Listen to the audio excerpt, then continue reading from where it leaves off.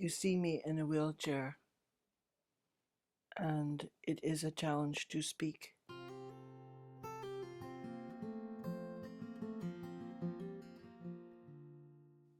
And lots of times I feel that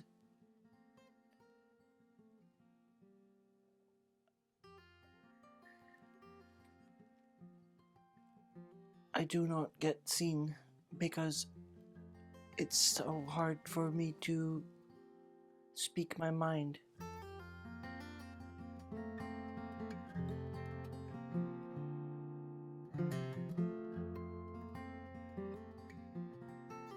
I have lots of great things which um, which come up because I have an aneurysm. And one of the things which is really important to me is a sense of belonging. I want to belong. I want to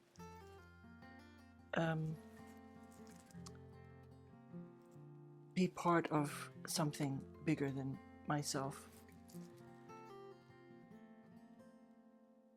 And one way in which an aneurysm works is that it does not give me any sense of the past or any sense of the future.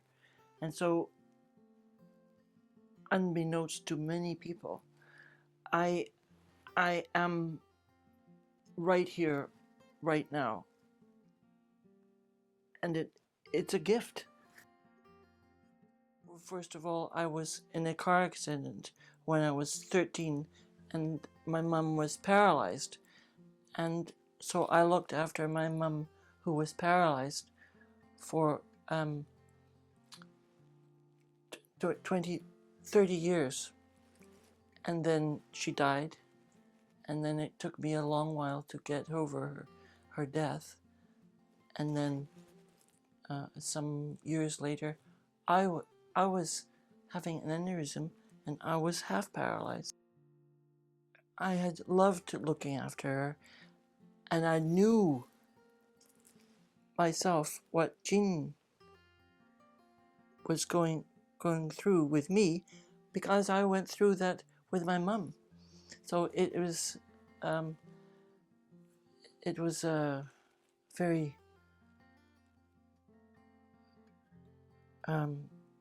hard thing to know what Jean was going through, because I had been through it myself, and it gave me so much more love for him.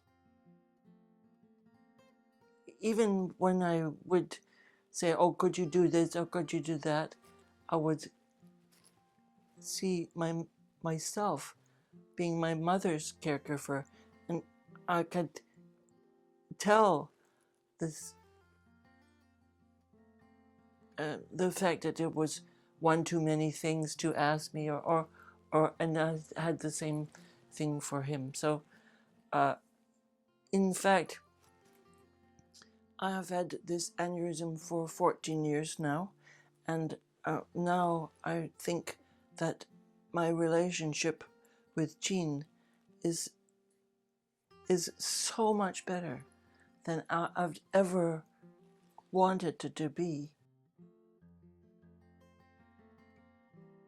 I may think are certain kinds of thoughts, and I cannot speak them. And I'll, well, I will get extremely frustrated, and I'll say frustrated again, because I really, I sometimes feel as though I am going to scream, because I cannot find the right word and I cannot find the right feeling, even though I know what it is inside me. And that, and especially since I was a communicator before the aneurysm, and had done many years of work in communicating with women and in running a workshop which was called the Possibility of Woman, in which there was a 4-day workshop in which the women would come, and it was a blessed thing. I could ask questions, and I took love in asking questions, and now I can't. So this is why it drives me to distraction. I used all kinds of words that mean something to me, but don't necessarily mean something to you. But flippity gibbet is like a huge number of things that I want to say, and I'll say one little thing. So there is that frustration, and it is with me all the time, because when I go to say something, I don't say it.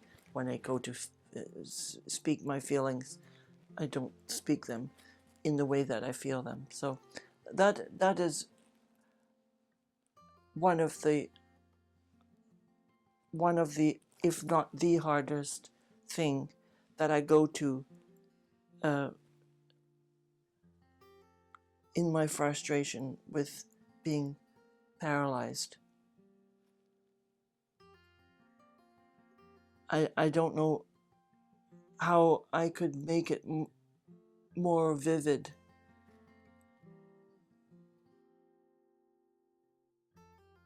So one thing is that I love to do things with people.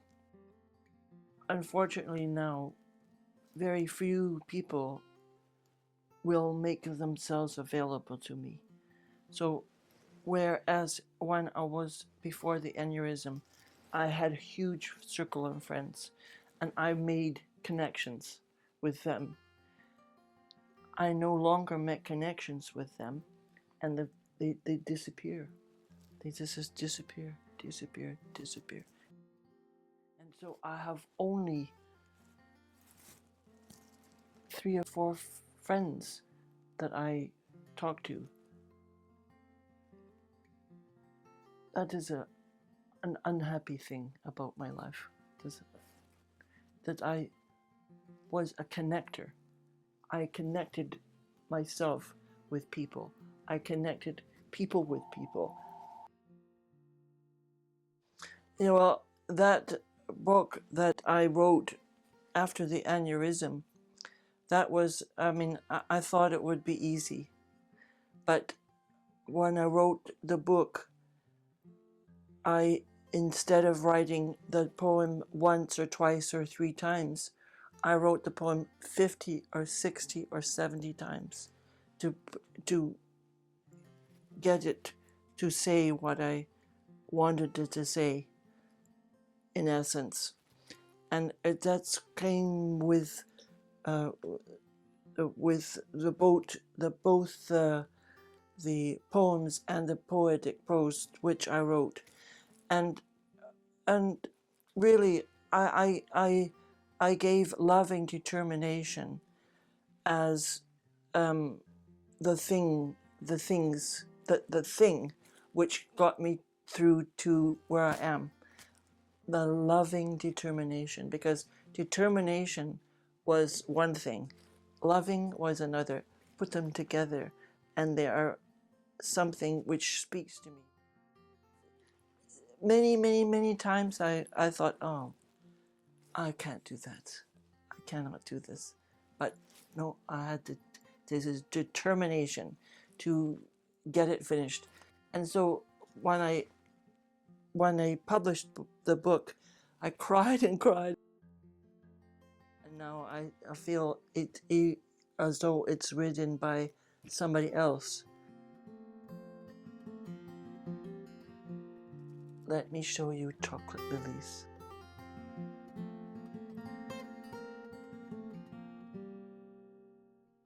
I will talk about the positive things about a wheelchair experience for myself, which is one, that I am in the present moment, and two, that I think and feel and notice a tremendous about more than I noticed when I could move.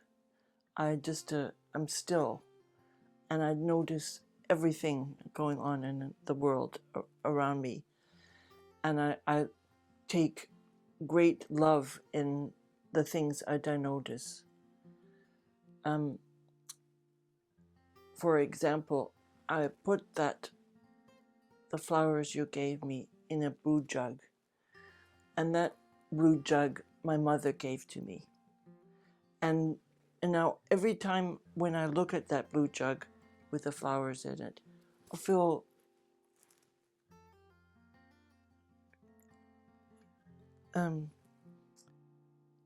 comforted and blessed by my relationship with my mother, which is, she hasn't been 10 for 30 years now, and I still think of her every day, and I love what she's given me, although it is not things. It is a love of people, and a love for what I can do for people, and those kinds of things. But every now and then, when I have the jug right there, I will look at it and I'll keep faith in myself.